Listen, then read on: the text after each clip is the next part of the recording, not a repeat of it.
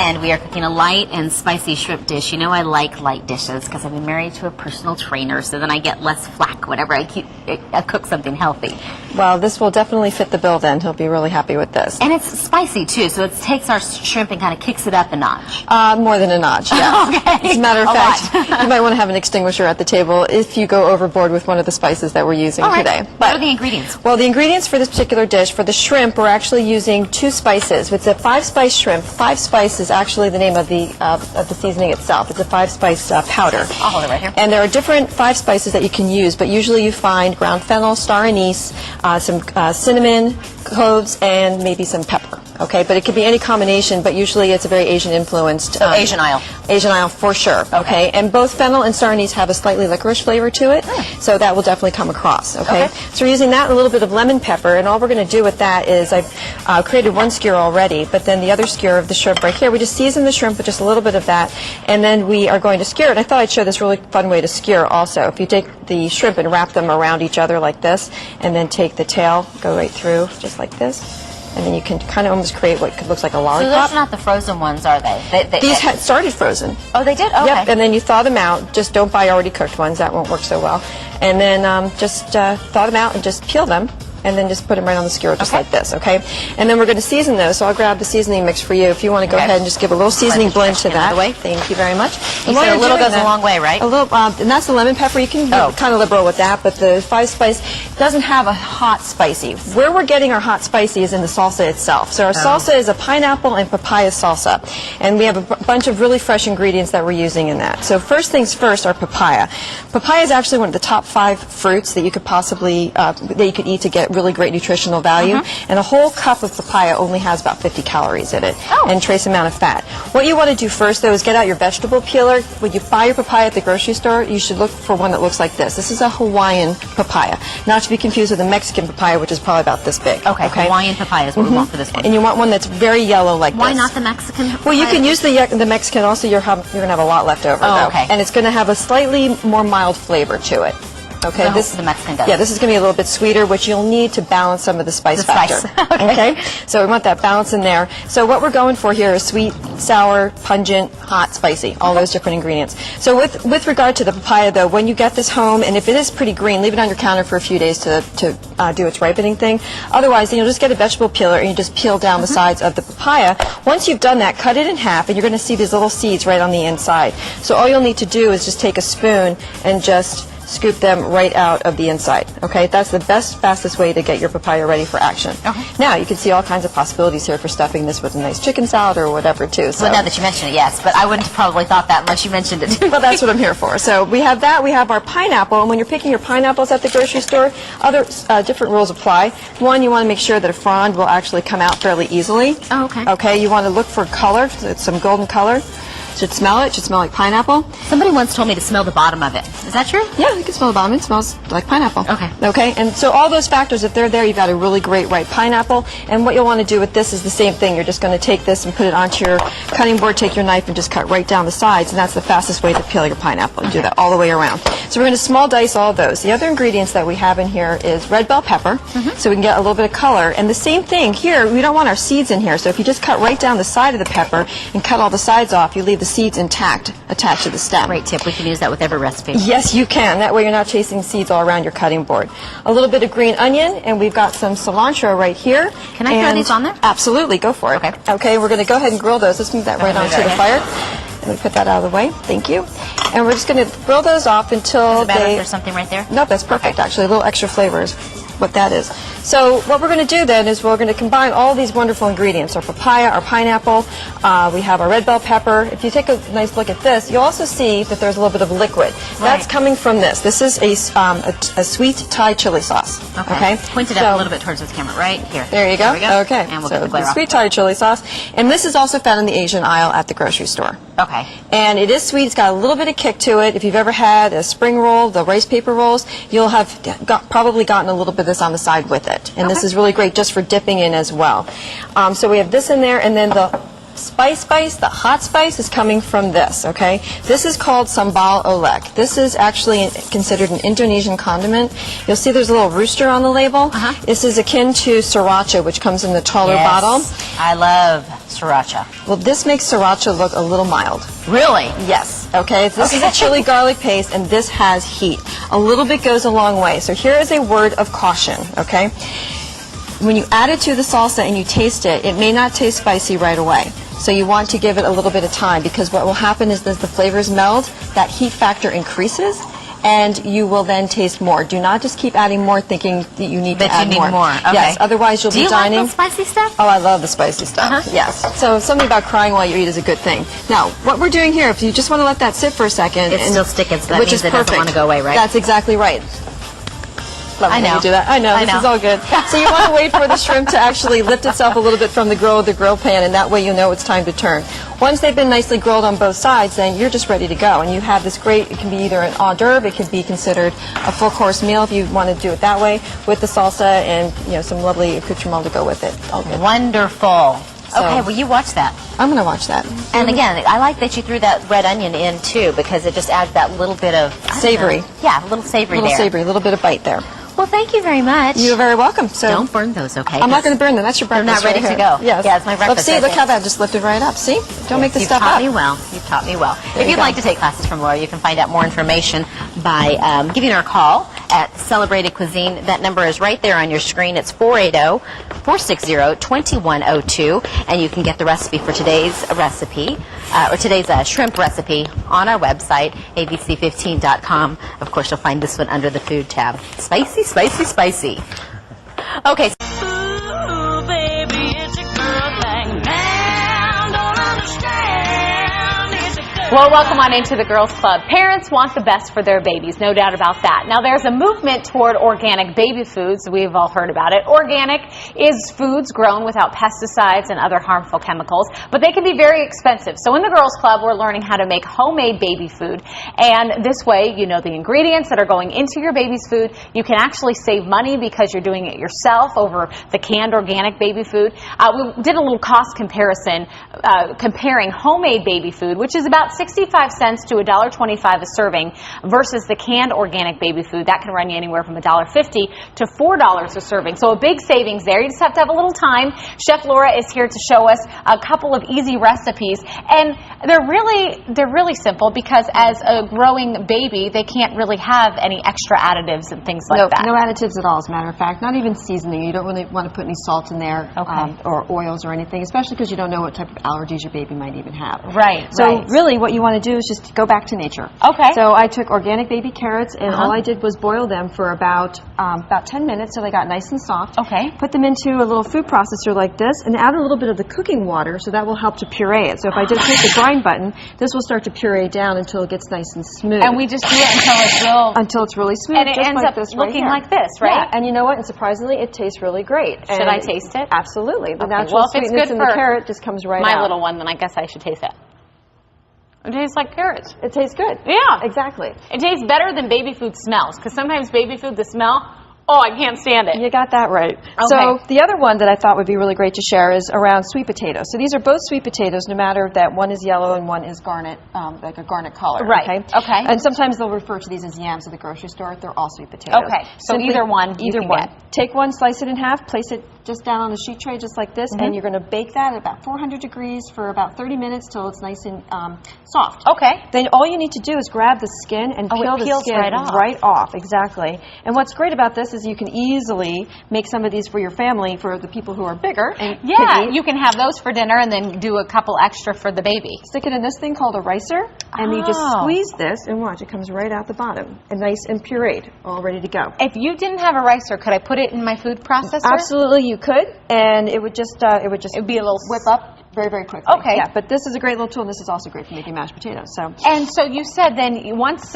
you've done that, you can buy these little containers that are good for the freezer. You can make extra and freeze it if you want to, and then as your baby grows, you can just change the consistency of the food and make it a little more little more texture for them to learn how to chew. One of them, before we wrap up, I want, because as they get older, you can introduce, like you said, new textures. You, of course, make delicious homemade granola. Yes, I do. But what did you add to that to make it edible for them? Applicious, which is my nut-free granola. I add a little bit of water to soften it up, and we can add that to the roasted applesauce I made with golden delicious apples, and then they can start to enjoy more adult food. What baby wouldn't love that? And it's healthy, too. It's very healthy, all natural, you know, everything that's All going in organic. there, and you can enjoy it as well. I love it. All right. Well, I know they weren't really recipes because they were so simple, but we're still going to put the steps up on the website so everyone knows how to do it. But thank you so much. You're welcome. This is actually doable. And if you have some free time, like on a Sunday, I could see just sitting in the kitchen and doing it for a couple hours and just getting stockpiled. I'll come by before the baby's born and get you going. Oh, you're fantastic. I love that. He would love that.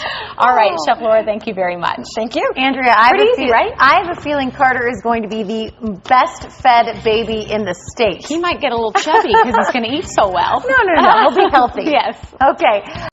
Well, caramel apples are one of the signatures of fall, and this morning Chef Laura from Celebrated Cuisine is showing us how to turn them into an elegant appetizer, one that she says is not for the faint of heart or those who really necessarily are concerned about calorie counting.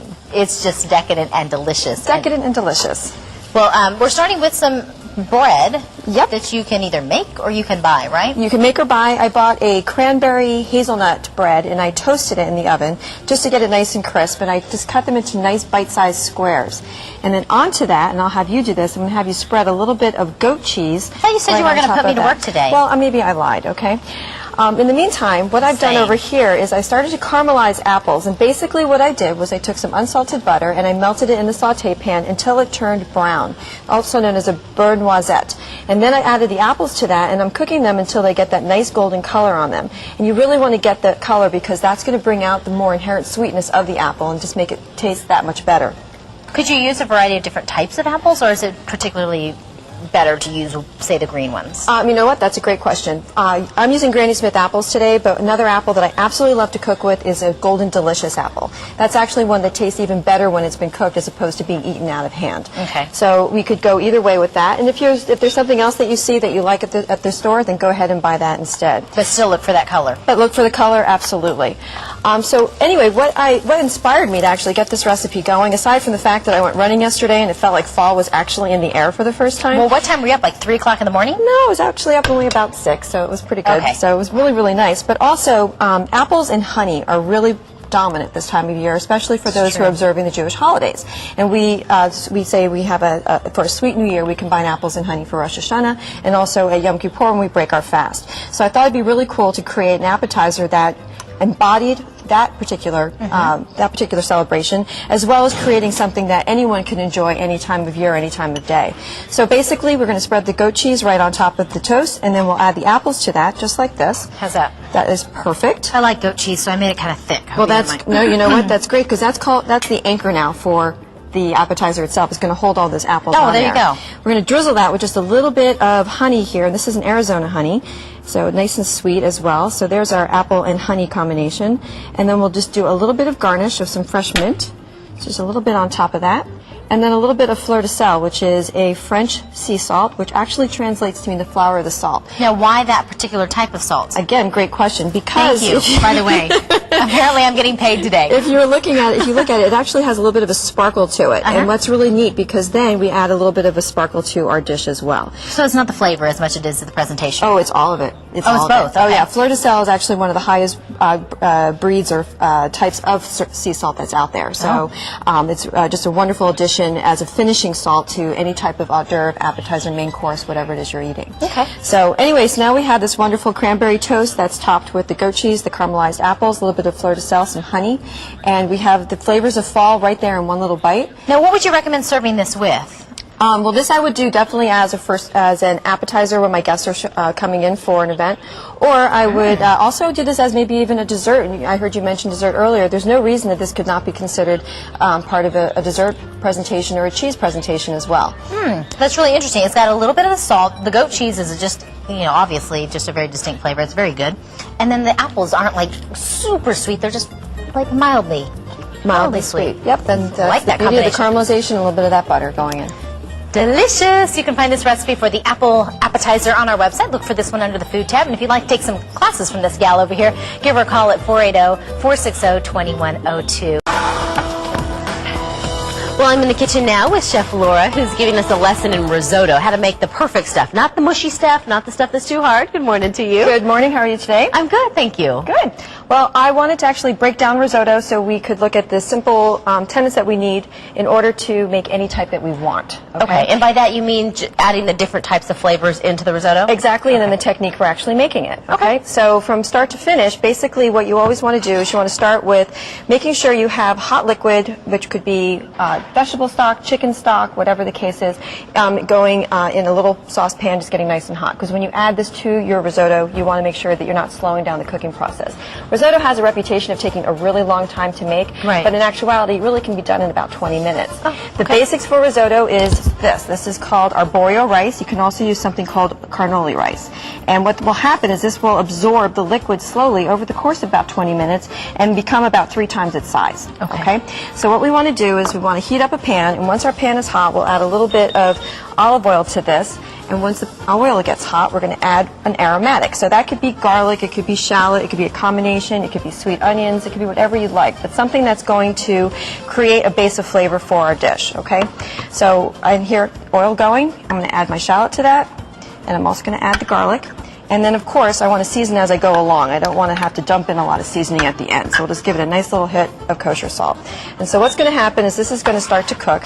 And when we call them aromatics, because they get aromatic when they start to cook. So when we smell them, it takes about 45 seconds. We know it's time to move on to the next part of our technique. So for this case, what we'll add to this is our arborio rice. Okay. The technique is called parching, and that's what people will see on the recipe on the website. And what that really means is that we want to coat the rice with the flavors of what is already in the pan, with the shallot and the garlic and the olive oil. So we'll add this in, and we're going to start to just saute this, if you will. And I'll raise my heat just a little bit. And what will happen is this will start to absorb those flavors, and we'll also start to get a little color on it, okay? And that's what we want to look for, a little bit of golden color. And the color is because it's, I don't know, like for lack of a better word, kind of browning, or it's coming from the things toasting. Okay. It's exactly right. It's toasting, and it also is absorbing the color of the olive oil as well as the aromatics that are in the pan. So we only need to do this for maybe a minute or two. And once we finish doing this, the next step we always take is we deglaze with an alcohol normally, okay? In this case, we're going to use white wine. But I also make a risotto that uses champagne and lobster. So I use champagne in that. Now, why do you have to deglaze with an alcohol?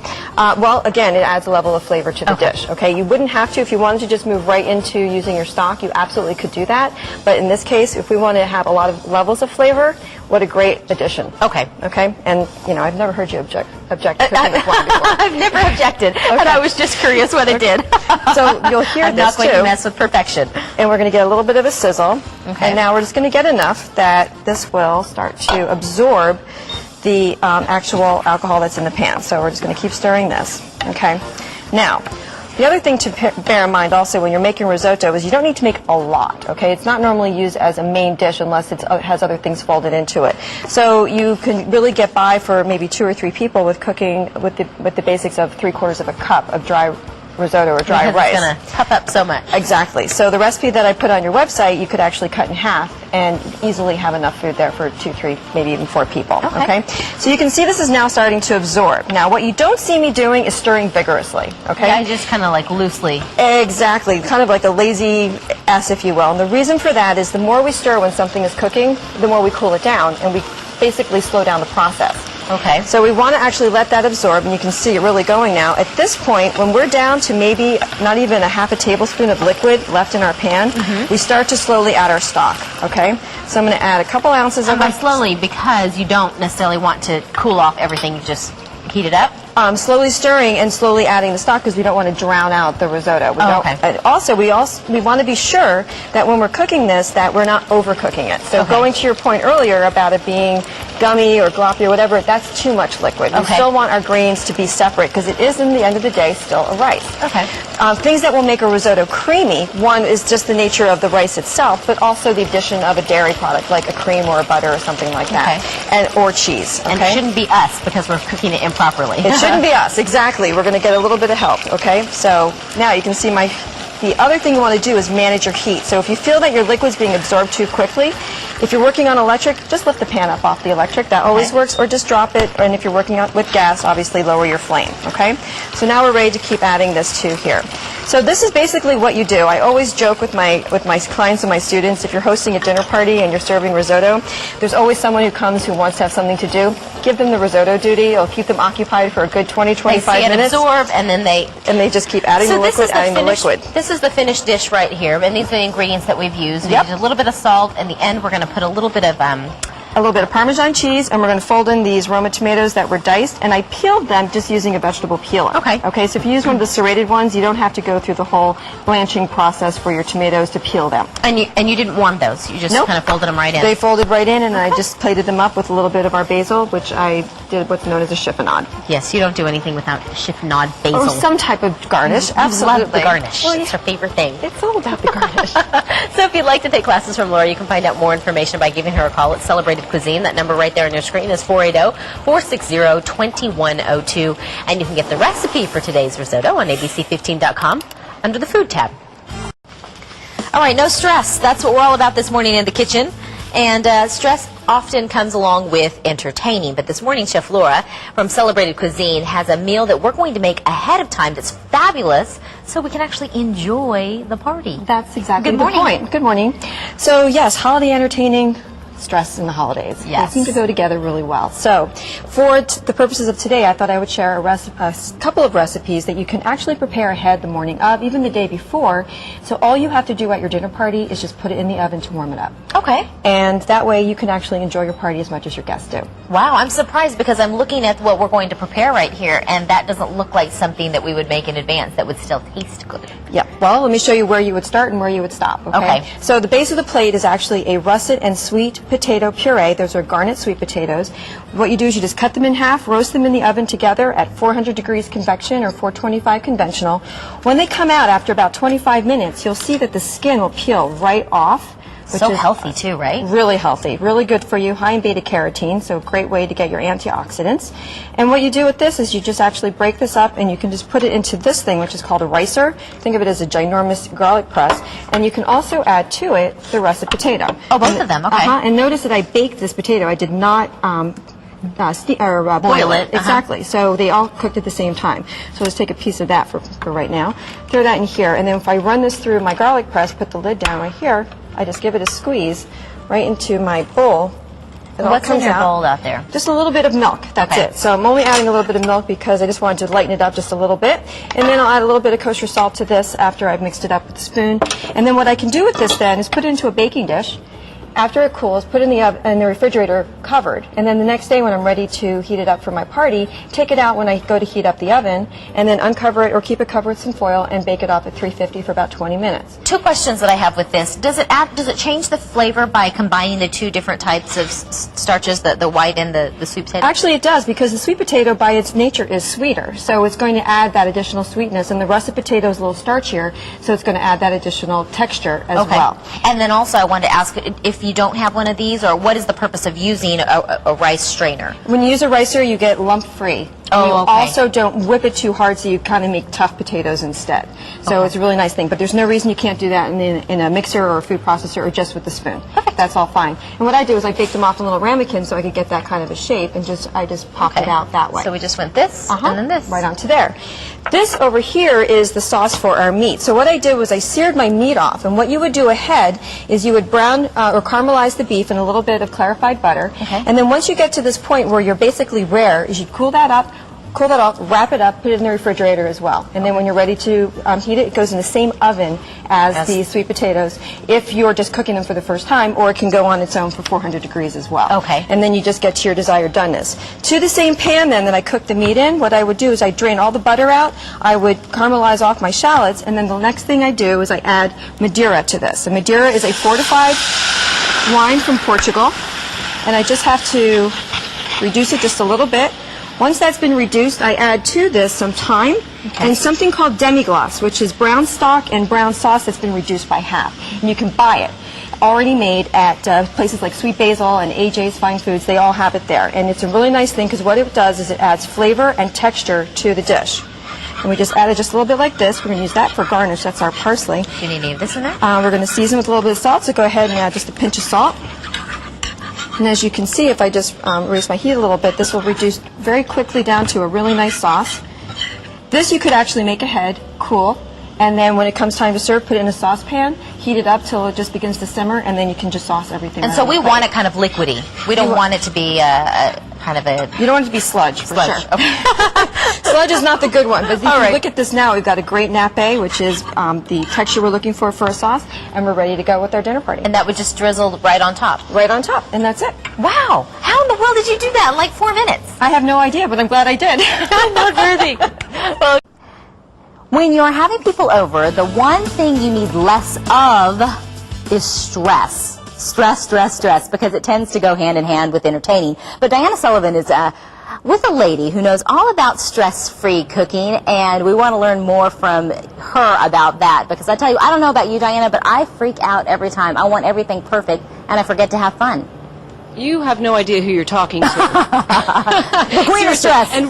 And real quick, did I do justice on the big hair scheme here? Did she, I tried. Melanie? Did she do all right with her hair? Is she good back home? She did. She did great. I probably need to pump it up a bit more. She said anyway, thumbs let's up, talk about thumbs the up. Good stress-free job. cooking right now. Thank you. We have Chef Laura here from Celebrated Cuisine, and you are the queen of stress-free cooking, which is so important these days. I get to be the queen? That's excellent. Yeah, there you go. We'll get your crown later. Okay, wonderful. Be better than a toque. And you are making Parmesan stuffed tomatoes, and they are healthy for you. They are great for you. They look delicious. Thank you. Well, yeah, and so we are using some very simple ingredients today.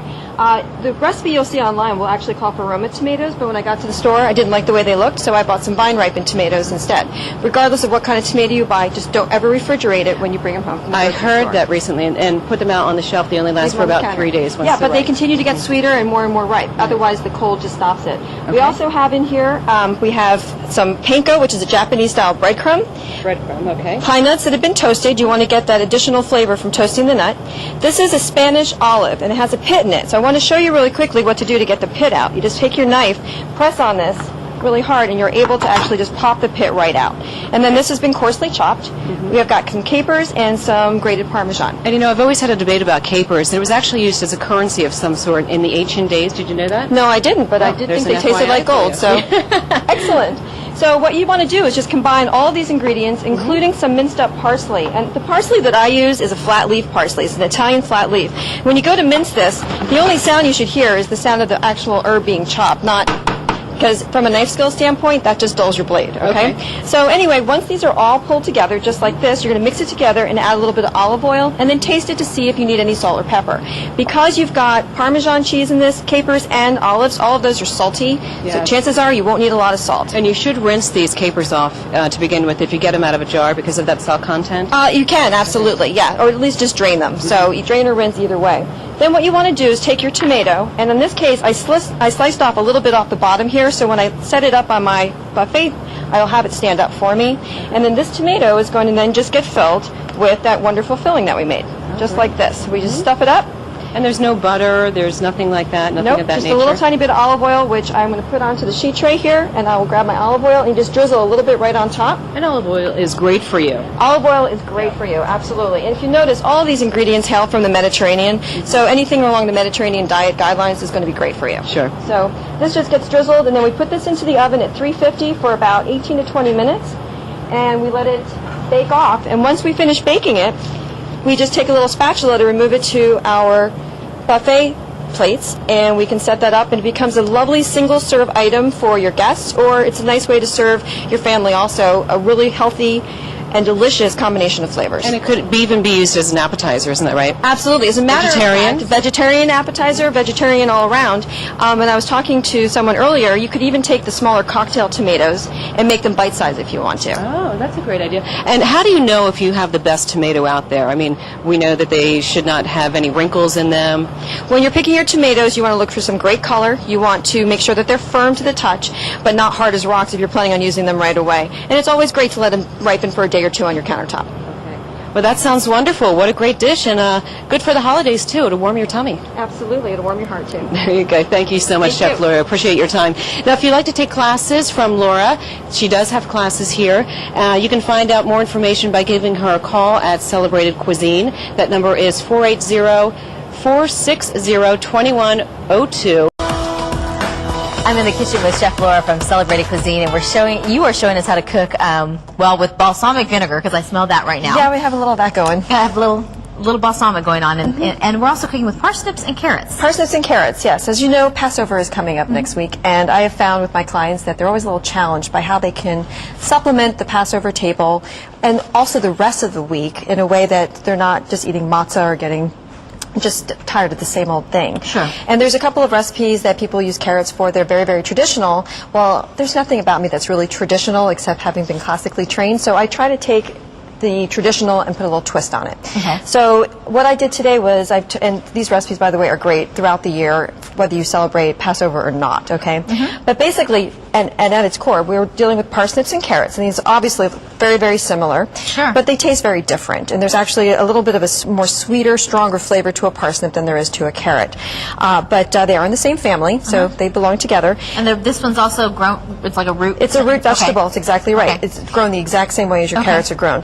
As you can tell, because of the orange coloring, this is higher in beta-carotene, but this is a wonderful source of folic acid, great when making babies, Yes. as well as potassium and fiber. So this is also a great supplement to any diet, especially if you're trying to lose weight. So listening to the rest of the show today, I know that was part of the theme. Yeah, so I don't know how it happened, you but got to up the parsnips in your diet. So, but you can eat these raw, and you can grate them. I would grate them fairly thinly if you were going to do that. Why? But, What do they taste like? well, they're just very strong flavored. You're welcome to try if you'd like. And then just a little teeny tiny taste. See, look at that. Little itty bitty. Thank you. So, but what I prefer doing with these is roasting them.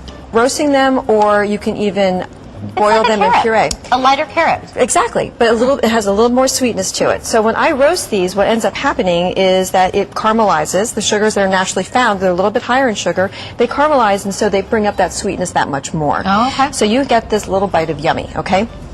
So how do you do that? Well, as far as the parsnip is concerned, just like a carrot, you would peel this, and then you can slice and cut this any way you want to. But it doesn't really matter. For this, I did more of a julienne, and it's nice because it kind of resembles a fry type of thing, so people might get excited about that. Exactly, they can pretend.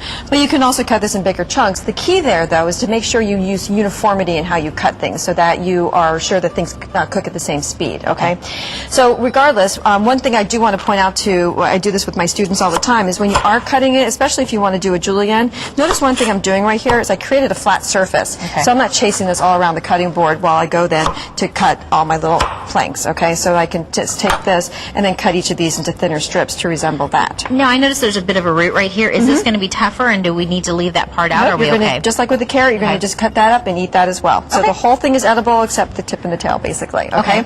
Now, because you can't just have roasted carrots and parsnips, you've got to take it up a little bit in terms of level. 'Cause that's just not, that's not how you roll. That's just not how I roll. Thank you for noticing. So what I'm doing over here is I'm creating a balsamic and sherry reduction, okay? So I can drizzle this over and add a little bit of sweetness. And I had a great conversation with someone here a little while ago who said, I don't like vinegar. And so I said, well, give me a Who second. was it? We'll get him out of here. Where is he? No, I'm Where just is he? kidding. And so I had him taste the vinegar. I had him taste the reduction. I put a little bit on his finger. He tasted it. He's like, oh, that's really good. I said, yeah, if you sweeten it up a little bit and you cut the acidity, then you just have vast more options of what you can do with it. So if you look in my pan right here, this is a combination of equal parts balsamic vinegar and sherry vinegar and sugar, okay? So if you see the big bubbles that are popping at the very top now? the sugar? What you see is actually the evaporation, and we reduce things so we can concentrate the flavors, and we can also change the texture of them. So once you get to this point, and I'm going to turn off the oven or the stove at this point, if you see these big bubbles that are slowly popping, this is your visual indicator that you are there. You're done. You've made your reduction. When you see the bubbles, you're done. Slowly popping. If you go any farther than that, you don't have a drizzle, you don't have a syrup, you have sludge, okay? That's not good. Sludge does not work well. And what we're trying to get then is it will thicken more as it cools, but you get this. Okay, and this is not just great on carrots and parsnips. This is also great over ice cream or desserts or whatever you would like. So, as well as any other kind of root vegetable or any other roasted vegetable. So It's got that balsamic kick, but a sweet. the sweet has a really nice finish. So if you taste it with one of the root vegetables, then you'll see that it completely changes the complexity of the flavor, and it becomes absolutely divine, actually. How long would it take us to go from pouring it in to bubble to slow this? bubbles to that? Start to finish, especially using a saucepan. Like I'm using a saute pan for a reason. Bigger surface area, so I have faster evaporation. Okay. Okay. So if I'm doing it in a pan like this, you could actually get from start to finish in about 8 or 9 minutes. All right, and then how long can we keep it like this? So let's say we're kind of trying to prep for Passover meals and such in advance. Oh, way in advance. You can actually hold this in your refrigerator for a couple of weeks if you wanted to. Oh, yay team. Okay, that works. And my guess is it won't even last that long. You'll be using it. Yeah. What else could we use it on? You can use it on any type of roasted vegetable platter. It's great on sandwiches. You can put it over meats or chicken or fish. Or you can just dip your finger in it. That's my preferred way of dining. Absolutely. Thank you so much, Laura. If you'd like to take classes from her, you can find out more information by giving her a call at Celebrated Cuisine. That number is 480-460-2102, and the recipe will be under the food tab. Laura, it's always fun to work with you. Thank you. It's great Glad to you be were here. We'll see you back here tomorrow at 11. Welcome to the Daily Dish. I'm Shea Pasa. Today in She Knows Living, a quick and easy summer date picnic. We all need time for a little reconnect with our sweetie, but time is short. So today we have a special guest who's going to help us. Today's Daily Dish is sponsored by Mini Baby Bell Cheese, the 100% natural snack that's ready to eat anytime, anywhere. Just peel, pull, and enjoy. Chef Laura of Celebrated Cuisine is going to show us how to put together a delicious, quick, and easy picnic. Welcome. How are you today? I'm doing well. How are you? Good. Good. So we're going to put together something quick and easy. What are some of the elements that you're going to set up for us? Well, whenever I think of picnic, I think of things that can be eaten easily, out of hand, that don't require a lot of preparation because they'll either be eaten really quickly or the ants might get to them. Either way, you have to go fast. Exactly. So I think of things that are just going to hold really well, especially if we're dealing with summer weather. It's just a little bit iffy every once in a while. It can be. So I've created a little picnic that incorporates a little bit of shrimp with some just really great cocktail sauce influenced by the flavors of the Southwest. Perfect. And then a wonderful cheese presentation, little Baby Bell that you can always pick up and go. Yes, Something love like that, a little piece of bread. And then, of course, it wouldn't be a date if you didn't have a little chocolate at the end to finish things off. So some decadent chocolate brownie bites, because that way they're so small, they don't really count for calories or anything, so you can eat as many of them as you want. Yes, I like that. When you stand up, they don't count either. No, right? absolutely I not. love that. I love that. Absolutely Tell me not. about the Southwestern flavor that you put into. Well, your normal cocktail sauce usually contains just ketchup and horseradish. Okay. So in this case, I've taken the ketchup and the horseradish, and I've also added to it a little bit of salsa, a little bit of chipotle puree, which you can find in the Mexican food aisle at the grocery store, and as well as the horseradish. And then just those four components together create this wonderful balance of flavors. And it holds really well. You don't have to worry about the weather changing the chemical compound makeup, etc. So, and then the shrimp, you can either buy them or you can boil them off yourself. And what I always tell my clients and my students when I teach classes is that when you cook off your shrimp, if you do it that way, actually put them in some ice water right when they're finished, because it makes them really tender. Oh. So it's a little tip to have there. And how about the brownies? Well, the brownies are just pure chocolate love, okay? So it's only unsweetened chocolate, butter, a little bit of sugar, flour, some vanilla, and it bakes off in about 18 minutes if you want to do your own. Or you can go to the grocery store and there's chocolate brownie bites Everybody everywhere. has those now, Everybody right? has them. Okay, wonderful, wonderful. This looks delicious. And then just paired with a glass of wine or iced tea? A glass of wine, a little dessert wine maybe, or a glass of champagne if you're feeling particularly festive. It might be your first date. And obviously a little fruit complements that, some fresh figs, some grapes eat out of hand. Makes for a great picnic. All right, well, I think we have to finish up so we can start eating this a little bit. That sounds good to me. Where can we get more information about you? You can find me on the internet at celebratedcuisine.com. Excellent. We will go check out, and we can find these recipes there if we want to make them from scratch. Yep, they'll be up online. Perfect. Thank you so much for being Thanks with for us. having me. And be sure to check out the Mini Baby Bell tip of the day in the feature promotions right here on the She Knows homepage. Today's Daily Dish was sponsored by Mini Baby Bell by The Laughing Cow. Have you laughed today? I'm Shea Pasa. Thanks for being with us. I'll see you next time right here on She Knows TV. Thanks for watching She Knows TV. Look for more of the Daily Dish at sheknows.com. You're watching Fox 10 Arizona Mornings. Well, Super Bowl is Sunday. Did you know the Super Bowl is Sunday? I got it on my calendar. It's all circled. All this week, we're checking out new recipes for foods and snacks for your Super Bowl parties. And we're going to start this morning with healthy snacks. Chef Laura from Celebrated Cuisine is here to show us how to take some of our favorites, kind of slim them down, but still get all the taste. Absolutely, because we want to be able to still eat and enjoy, but we Yeah. don't want to have to sacrifice something. Right. Exactly. So the objective is to make sure we get all those things that we as humans need when we eat. And we also want to eat a lot. And you want to eat a lot, and Right. you want to kind of eat things all day that hold really well. So Okay. a couple of different things. We have a dip for you that is the artichoke spinach Parmesan dip that everybody loves. Well, already it sounds good. And it's got all these great fresh ingredients. You know, you have your artichoke hearts you can buy in the can at the grocery store. Just Sure. chop those up. You'll mix that with some baby spinach. Also just chop that up. A little bit of garlic. But then instead of using full-on fat mayonnaise and yogurt, use the non-fat and the light stuff instead. Okay. And then it comes down to seasoning it, because that's where you really get the flavor. right. Exactly. So a little bit of kosher salt goes a long way, and this is the magic right here. This is a chipotle pepper that's been in adobo that I bought. You mince it up or you puree it, and then you just add a little bit of that to the mix. You get a little heat going. Oh, good And idea. the best part then is, of course, you want to start shoveling that in your mouth, right? Right. So instead of doing it with some tortilla chip that maybe has been fried, take corn tortillas like this, Okay. just regular ones, and then just cut them in half and cut them in half again. just and made then chips. exactly, we just we did, except I wouldn't eat them It's a just chip. yet. So this we can take and then spray with a little bit of our spray. Go ahead and do Okay. that, Rick. And we're just going to bake Just them a little then. bit, exactly. And then, of course, Do we it all season comes You bake them and like you put them. Okay. Yep, a little bit of cumin, So a you- I so you- love that little bit of idea. kosher salt, and you go a long way. So say you put this in the oven, Chef Laura, for what temperature and how long? About 350 for about 10 minutes or until they're crispy. And you're you can- looking at them to make sure they're brown, right? Exactly. Yeah, They're going to look just like the ones right next to you, as a matter Okay, of like fact. this. Right And you here. can make so many of them, put them out in a big bowl, and everyone can enjoy them. Exactly.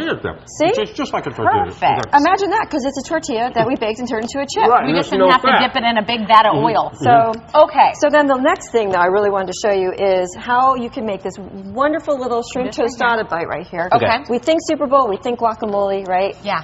Okay, why don't we just scale it back a little bit? Okay. So Okay. if we took these little round tortilla chips here, and you can make those or you can buy them. If you want to go ahead and just squeeze a little tiny bit to... You told me do this. On the on the top of each chip. You know how to Just do a little that? right Just here. a little bit. Just give it a good little squeeze.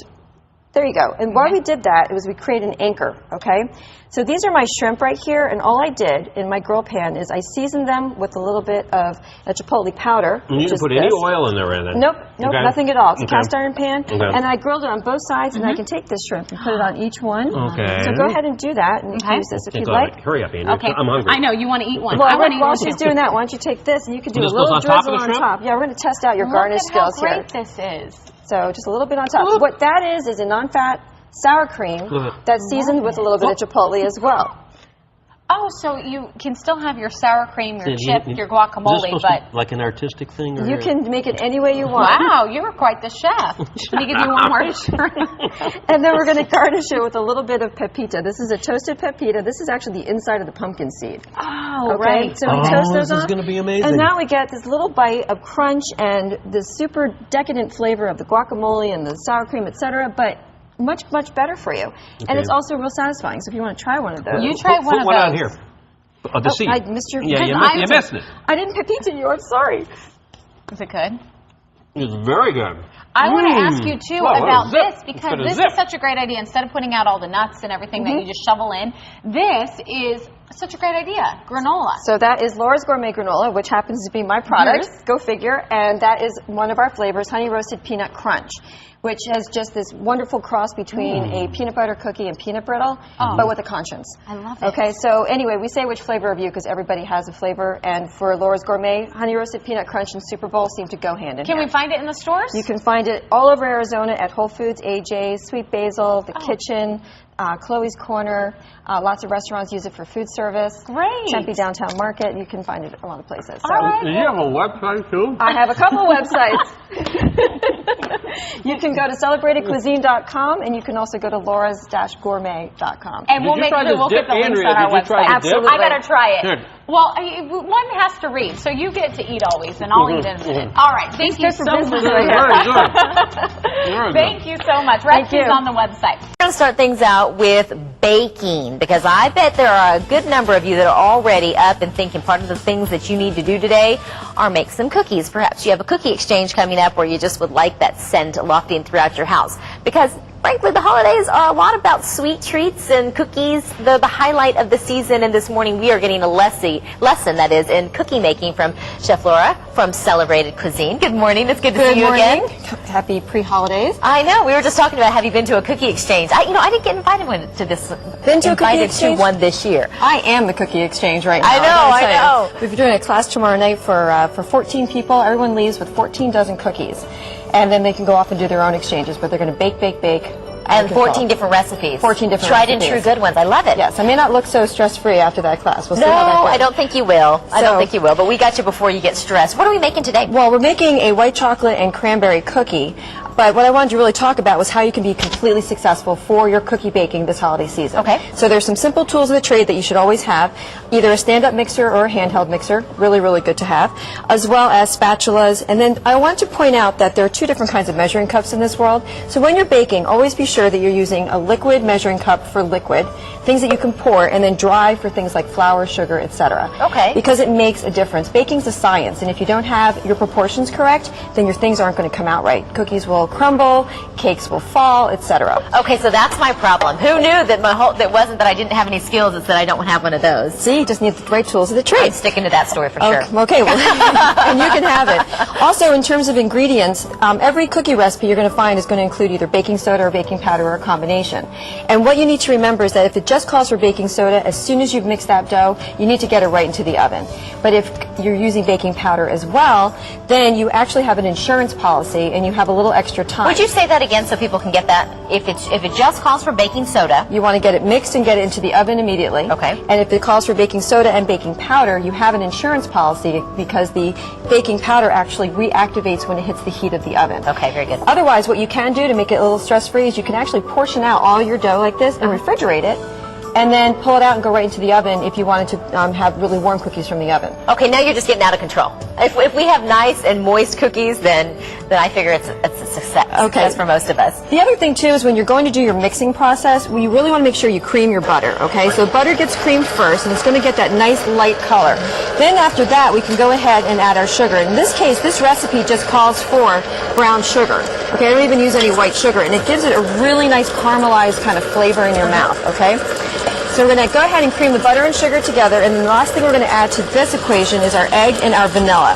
And in terms of the vanilla, we're only going to add about a teaspoon of vanilla extract, and try to use the real stuff. Don't go for the imitation. It enhances the flavor? It enhances the flavor. It's maybe only a couple dollars more, and it makes such a difference in the overall result.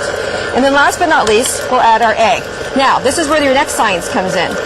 Make sure you're buying large eggs at the grocery store. Don't buy medium, don't buy small, don't buy jumbo, but your large egg is always going to be what the recipes have been written for.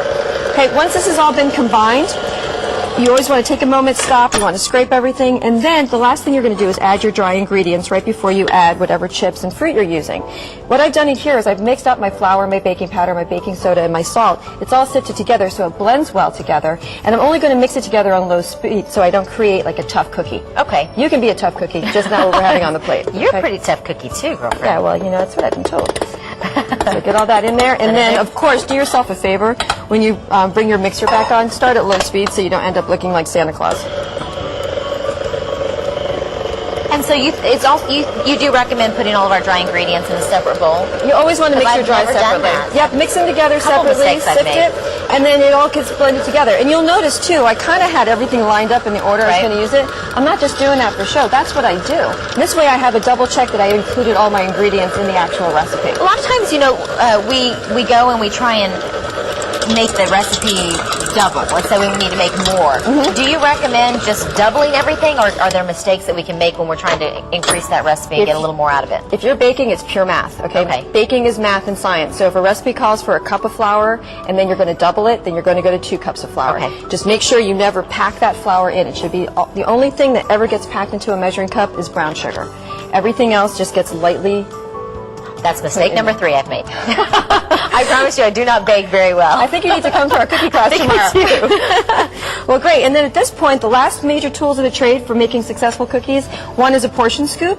This way I can scoop out my dough just like this, and then I can plop it down. Okay, and you can finish the trend if you want. And what you're putting that on, this is a Silpat. This is a silicone baking sheet. It can go in the oven up to about 500 degrees. Nothing sticks to it. Okay. And the coolest part of all is, you know how the end of the recipes it says to move to a rack to cool? Yes. You don't have to do that. You can just pick up this little sheet here and drag it off the tray, so you don't have to move those cookies where they inevitably break. Now you have no broken cookies. What about freezing? If we were going to freeze these, would we freeze them at this point or at this point? I would freeze them after they were baked. After I'd they were baked. refrigerate them before, freeze them after. Okay. Any thoughts for just thawing them, and do we reheat them or just? Nope, just thaw them out. If you want to pop them in the oven for a sec, you could, but you really don't need to. Very good. They're all good. 14 dozen, huh? In one day? In 3 hours. That's crazy. I hear the little bing of the timer in my sleep. I know, I'm sure you do. Okay, you know what? You can find out how you could perhaps be part of her next class over at Celebrated Cuisine in this recipe for the cranberry white chocolate Cookies. Cookies. There we go. Online. Online? Yes, do my job for me. Under the food tab.